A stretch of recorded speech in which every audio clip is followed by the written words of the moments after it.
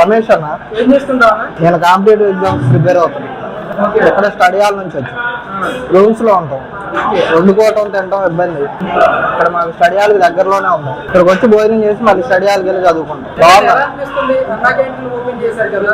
Students కి, పని చేసే వాళ్ళకి, రోడ్డు సైడ్ బండ్లు వాళ్ళకి కానీ, ఆటోలు వాళ్ళకి చాలా ఉపయోగం. పక్కన షాపుల్లో పనిచేసే వాళ్ళకి కానీ, మధ్యతరగతి పూర్ పీపుల్ కి బాగా యూజ్ అవుతుంది. చాలా బాగుంది. క్వాలిటీ కూడా ఫుడ్ బాగుంది. అవునండి, అంటే 3 పూటలు పెడుతున్నారు కదా, ఇది బాగా యూజ్ అవుతుంది.